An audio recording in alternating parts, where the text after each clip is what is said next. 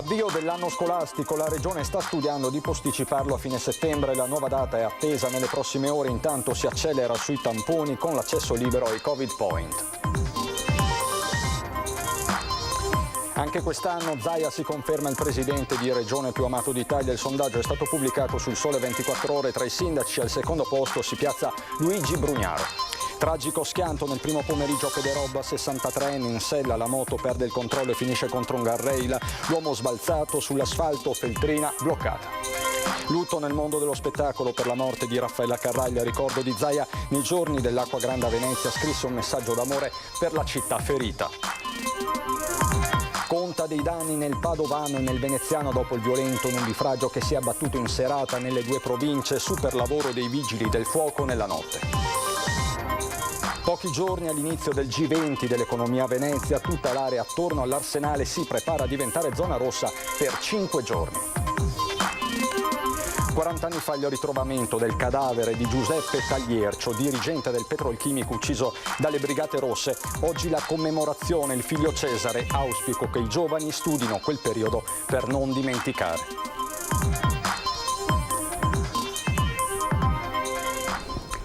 Bentrovati, buonasera telespettatrici, telespettatori di Antenna 3. È l'attualità ad aprire questa sera il nostro telegiornale con l'annuncio fatto a sorpresa oggi da Marghera, dal presidente del Veneto Luca Zaia. La Regione sta infatti studiando l'ipotesi di posticipare l'avvio dell'anno scolastico, questo da fine settembre. La nuova data è attesa già nelle prossime ore.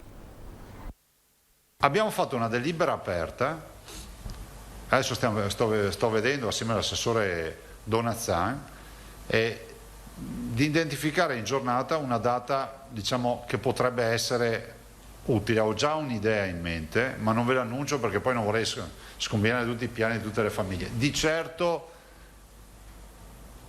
che va verso fine settembre e non verso l'inizio di settembre. L'annuncio è arrivato quasi a sorpresa da Marghera e subito ha catalizzato l'attenzione di studenti, mondo della scuola e famiglie. Da anni si discute di posticipare l'avvio dell'anno scolastico, stavolta la strada sembra tracciata e segue di poche ore l'appello lanciato dai sindaci dei comuni del litorale veneto anche per dare ossigeno a una stagione turistica partita in ritardo. Questo non significa, chiarisce subito Zaia, che le scuole saranno chiuse. Ricordo alle mamme che adesso si alzano in piedi, sono preoccupate, voce, cosa facciamo, i figli eccetera, che a livello scolastico regionale, ringrazio anche la dottoressa Palumbo, è stata prevista la possibilità di entrare, proprio perché comunque abbiamo alle spalle un anno di DAD, più di un anno di DAD, di frequentare gli istituti, percorsi di recupero, attività eccetera, quindi le scuole sono comunque aperte. Ma per una ripartenza effettiva dalla scuola al turismo serve accelerare sulle vaccinazioni. Non è solo una questione di disponibilità di vaccino, ma soprattutto di atteggiamenti.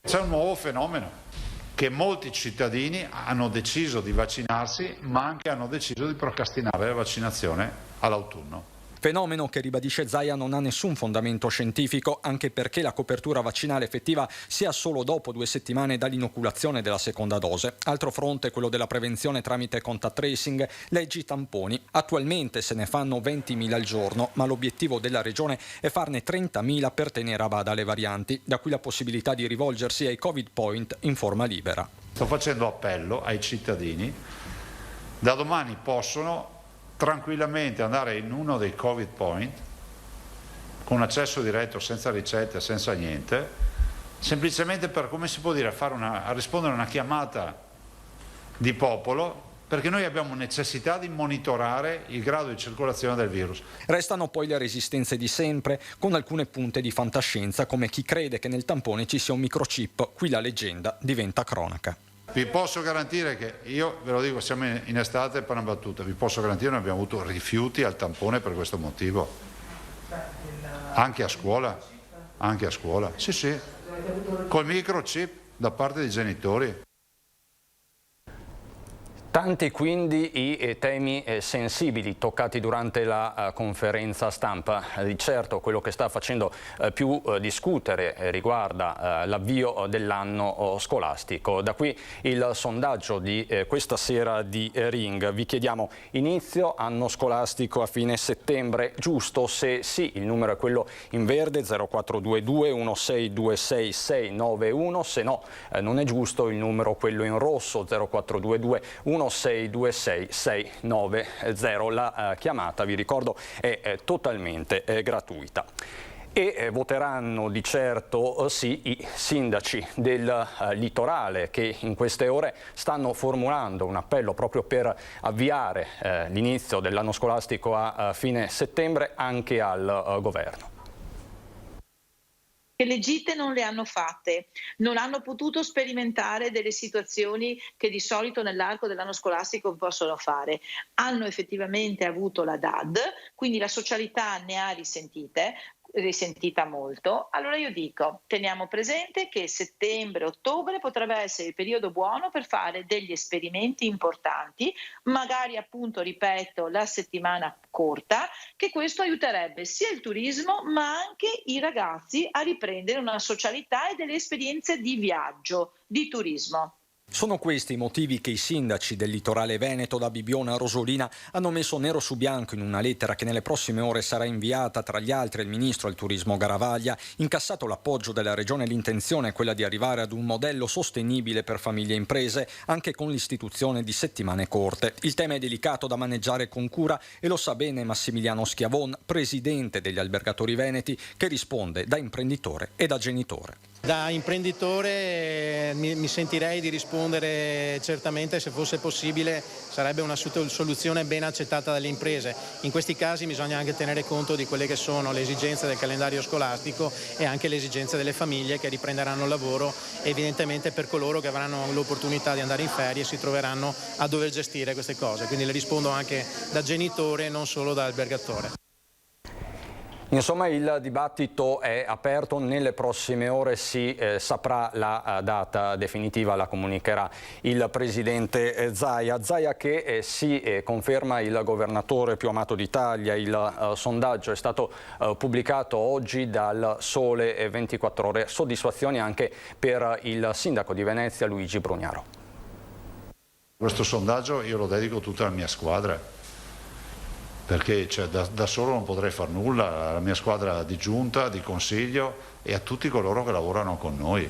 Io sono solo, come si può dire, ho solo la fortuna di essere sotto il riflettore a fare il portabandiera, perché è un lavoro di squadra questo. Con un 75% di consensi Luca Zaia si conferma anche per il 2021 il presidente di regione più amato d'Italia, secondo l'annuale sondaggio pubblicato sul Sole 24 Ore, e che il gradimento lo facciano le persone e non i partiti è confermato dallo scatto di Stefano Bonaccini, governatore dell'Emilia Romagna del PD, che scalza dal secondo posto il presidente del Friuli Venezia Giulia, Massimiliano Fedriga, a pari merito con il campano De Luca.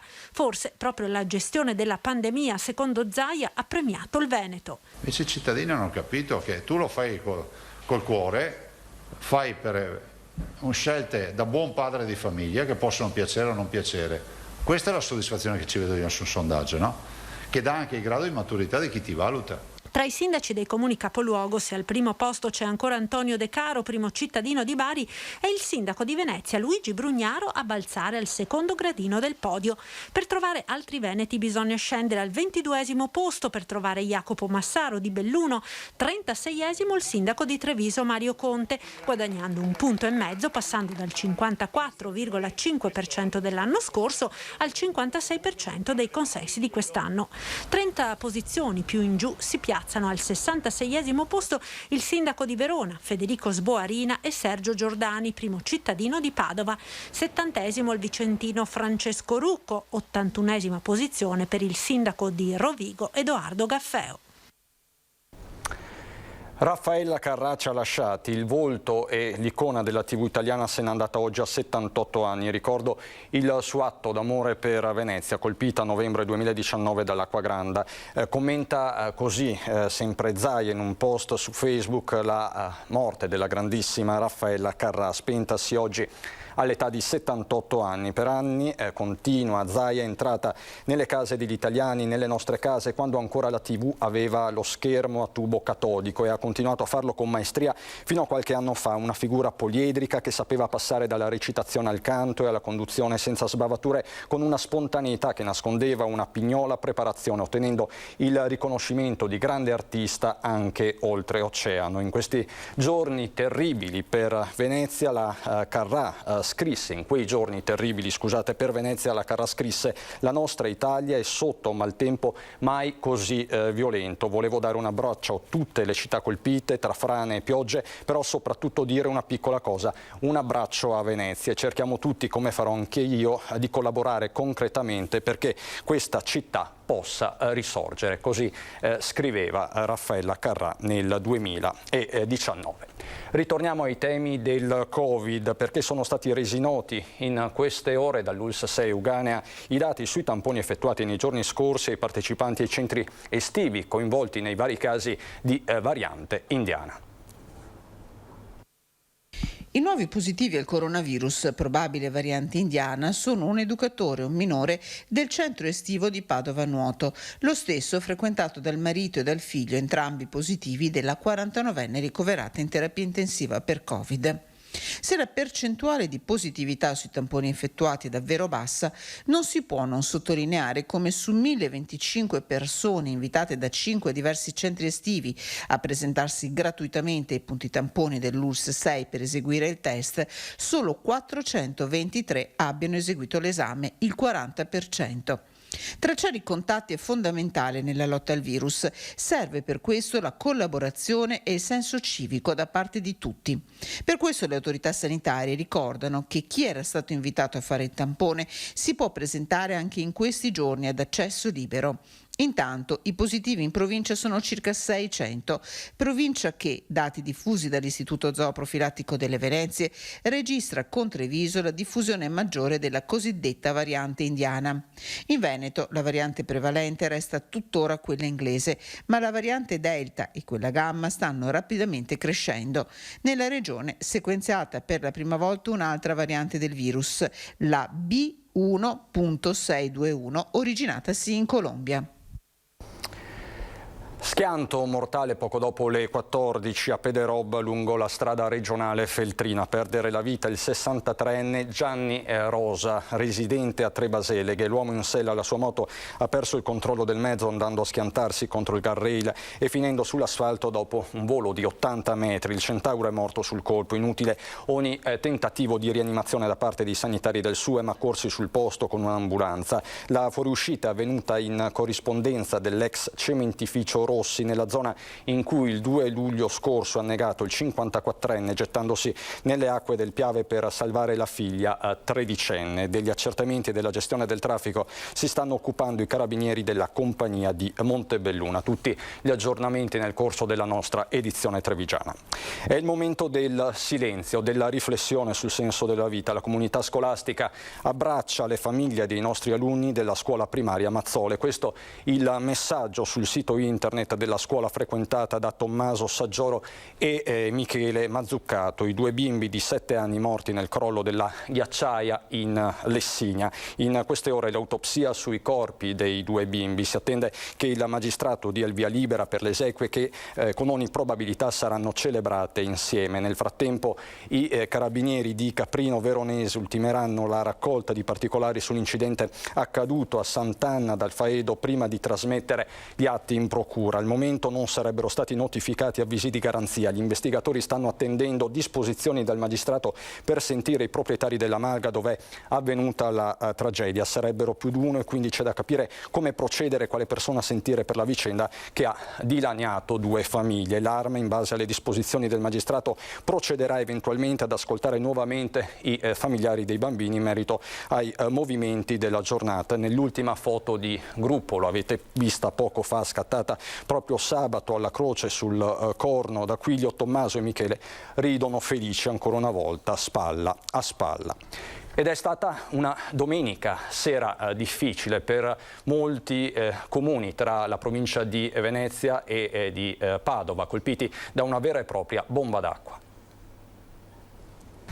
200 telefonate in un paio d'ore, una settantina di interventi dei vigili del fuoco impegnati, volontari della protezione civile. Ha colpito tutta la provincia di Padova il violento acquazzone che si è abbattuto intorno alle 18, una bomba d'acqua. Questo è il sottopasso di via Diaz a Perarolo di Vigonza, uno dei comuni più colpiti. Un'auto si è addirittura fermata, la strada è stata presidiata dai carabinieri, ma problemi si sono registrati anche a Padova, in particolare nella zona di Brusegana, Chiesa Nuova, Camin. A Montà il pluviometro ha superato i 60 mm di precipitazioni all'ora, un dato impressionante. Criticità in città che saranno discusse in comune per fare il punto sulla situazione. Sono stati coinvolti circa 30 gruppi comunali di protezione civile nel territorio della nostra provincia per un numero complessivo di 140 volontari. I distretti maggiormente colpiti sono quelli del Medio Brenta, del Padova Sud-Ovest e del Piovese. Le abbondanti precipitazioni, le cosiddette bombe d'acqua che sono scese in un tempo molto ristretto, hanno ovviamente causato danni che però fortunatamente con l'inoltrarsi della notte sono assolutamente rientrati. Criticità nella zona del Piovese, queste immagini arrivano da Saonara, in particolare da Villatora.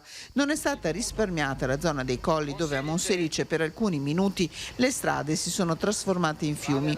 Criticità anche in alcune aree di Limena e a nord di Padova a San Martino di Lupari. Cittadini che si sono ritrovati a fare i conti con garage, scantinati allagati, disagi sostanzialmente rientrati nel corso della notte. Oggi la situazione è tranquilla in tutto il territorio della provincia, non abbiamo situazioni di criticità e ovviamente ci stiamo adoperando per risanare i vari danni, soprattutto per caduta di alberi ed allagamenti che si sono verificati nella serata di ieri. Andiamo adesso a Venezia, dove mancano davvero pochi giorni all'inizio del G20 dell'economia. Per 5 giorni l'intera area dell'Arsenale diverrà zona rossa. Un cancello provvisorio appena installato è pronto a sbarrare la strada verso il campo dell'Arsenale da Calle della Pegola. Un altro cancello divide il ramo secondo della Pegola dalla fondamenta degli Arsenalotti. Altrove, come sulla fondamenta dell'Arsenale e nei pressi di Campo San Martin, dei gazebo sono pronti a trasformarsi in altrettanti posti di blocco. Sono i segnali dell'imminente G20 dell'economia che blinderà l'area dell'Arsenale di Venezia dal 7 all'11 luglio. Off limits saranno non solo i 48 ettari degli antichi cantieri navali della Serenissima dove si svolgerà il summit internazionale, ma tutte le aree contermini del sestiere di Castello. 1 chilometro più a nord, all'altezza dell'imbarcadero della Celestia, galleggiano già le delimitazioni alla navigazione che interesseranno presto questo ampio tratto di laguna. A pochi metri dall'Arsenale, al Museo Storico Navale, vengono consegnati i lasciapassare ai residenti in zona rossa e a coloro che più in generale avranno il permesso di entrare e uscire dall'area del G20. Sono residente qua in Campo Arsenale. E con questo pass cosa potrà fare? Beh, posso uscire e entrare senza avere problemi. Ho capito. È stato difficile averlo? No, non è stato difficile. Sono passati dei carabinieri a avvisarci tutto e sono stati molto informativi. Poco distante, in via Garibaldi, tra le arterie più importanti del sestiere di Castello, vicinissima ai giardini in cui si svolge la Biennale di Architettura, ci si prepara all'appuntamento con la zona rossa. Oddio, non me ne parli perché hanno chiuso la città di più. Non c'è possibilità di vaporetti, di cose, uno magari con le barche siamo stati costretti chile a spostarci, però senza avere un posto dove mettere le barche, un casotto. Lei abita qui? Sì. Come si sta organizzando? Ma io sono presidente anche di una società remiera che dal 7 all'11 noi purtroppo saremo fermi. È arrivata qualche comunicazione ufficiale? Assolutamente no. E quindi come si comporta? Devo arrangiarmi, guardare le ordinanze e fare quello che dicono. Diciamo che è tutto un punto di domanda, non sappiamo niente, cioè non ci è stato detto ancora niente. In attesa del grande evento internazionale a Venezia c'è però spazio anche per la storia recente, perché ricorre oggi il 40° anniversario dell'omicidio di Giuseppe Tagliercio. Presenti alla commemorazione a Marghera anche il figlio Cesare e la nipote Laura. Si è svolta a un centinaio di metri dal petrolchimico di Porto Marghera, a 40 anni dal suo omicidio, la cerimonia di commemorazione in onore di Giuseppe Tagliercio, dirigente dello stabilimento petrolchimico della Mount Edison, ucciso dalle Brigate Rosse il 5 luglio 1981 dopo 46 giorni di prigionia. L'ingegnere fu ritrovato in questo posto, dove oggi vi è un cippo in sua memoria, nel bagagliaio di una Fiat 128 azzurra con il corpo crivellato da 17 colpi. Il figlio di Tagliercio, Cesare, arrivato con sua figlia Laura, ha voluto rivolgere un pensiero ai giovani. Spero che ricordare quei fatti spinga i giovani di oggi a informarsi e a capire cosa sia stata l'Italia di quegli anni e a prendere coscienza che i valori di democrazia, convivenza civile non devono essere mai dati per scontati, ma sempre difesi. Auspico che i giovani meno coinvolti emotivamente e ideologicamente si informino e magari alcuni di loro studino a livello accademico quel periodo storico per cercare di creare quegli anticorpi necessari ad evitare che eventi tragici come quello che è capitato alla mia famiglia possano verificarsi ancora. Alla cerimonia sono intervenute le istituzioni regionali e locali, oltre ad alcuni rappresentanti del gruppo della San Vincenzo del petrolchimico, di cui Tagliercio fu presidente. L'ingegner Tagliercio fu la terza vittima per mano del terrorismo rosso nella città veneta, dopo Sergio Gori e Alfredo Albanese.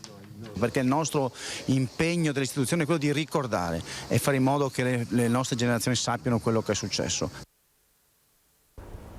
Sono passati dunque 40 anni esatti. Vi mostriamo adesso le immagini storiche dell'epoca dei nostri archivi, degli archivi di Antenna 3.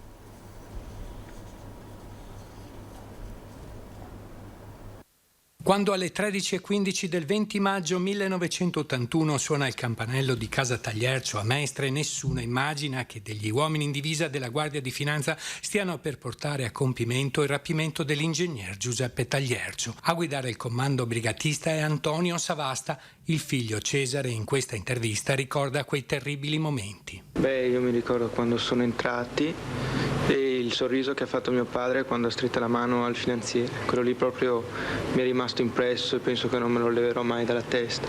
La prigione per l'ingegnere sarà per 46 giorni una villetta a Tarcento, in provincia di Udine. Durante la prigionia sono numerosi gli appelli, i comunicati e le manifestazioni che invocano la liberazione dell'ostaggio. Anche la moglie Gabriella tentò di convincere i brigatisti. Mi rivolgo a voi. E l'ansia e il dolore che vedete dipinti sul mio volto non hanno ceduto alla forza che ho dentro di continuare a chiedervi con insistenza: non arrivate ad uccidere, non ha senso. L'uccisione del prigioniero fu però stabilita fin dall'inizio. Durante la sua prigionia le Brigate Rosse non chiesero mai esplicitamente una contropartita per la sua liberazione. Alle BR però non vennero fatte offerte e solamente 20 anni dopo un dirigente della Mount Edison affermerà che l'allora presidente Cimberni aveva dato carta bianca in caso servisse denaro per la liberazione di Tagliercio. Fu Savasta a prendersi l'incarico di premere il grilletto. Il cadavere venne fatto ritrovare nelle vicinanze della Mount Edison, rinchiuso nel bagagliaio di una Fiat 128 azzurra con il corpo crivellato da 17 colpi, perché ritenevano Tagliercio responsabile delle morti sul lavoro verificatesi nel corso del suo operato come direttore generale dello stabilimento. I risultati dell'autopsia rivelarono che Tagliercio non aveva mangiato negli ultimi 5 giorni e che aveva un incisivo rotto alla radice, verosimilmente a causa di maltrattamenti durante la prigionia. Negli anni di piombo la situazione di conflittualità a Porto Marghera era molto elevata. Il 29 gennaio 1980 era stato ucciso Sergio Gori, vice direttore dello stabilimento, e pochi mesi dopo, il 12 maggio, venne assassinato il commissario Alfredo Albanese, che seguiva le indagini dell'omicidio Gori. La morte di Tagliercio segnò la fine della colonna veneta delle Brigate Rosse e di quel duro e triste conflitto. Queste quindi le straordinarie immagini degli archivi storici di Antenna 3 e il racconto del collega Nicola Marcato. C'è un aggiornamento dell'ultima ora. Prima vi ho parlato della tragedia della ghiacciaia di Verona. Ebbene, c'è il nulla osta ai funerali dei 2 bambini. Si svolgeranno mercoledì 7 luglio alle 9:30 nella chiesa della frazione veronese di Montorio. Ci sarà il lutto cittadino, come preannunciato subito dopo la tragedia dal sindaco di Verona Sboarina. Il sostituto procuratore Paolo Saccar nel pomeriggio quindi ha dato il nulla osta dopo l'esame medico-legale sui 2 corpi. Questa quindi la situazione, si sta preparando anche per accogliere per le persone nel rispetto delle normative anti-Covid nella frazione di Montorio. È tutto, vi ricordo in ultima battuta gli ospiti di Ring questa sera con Nicola Zanetti in studio. Ci saranno Alex Bazzaro della Lega, Simone Scarabella del Movimento 5 Stelle, Lucrezia Favaro di Fratelli d'Italia e Stefano Pelloni del Partito Democratico. L'appuntamento quindi a Ring questa sera alle 21:15 qui su Antenna 3. È tutto, ci sono le previsioni del tempo, buon proseguimento di serata.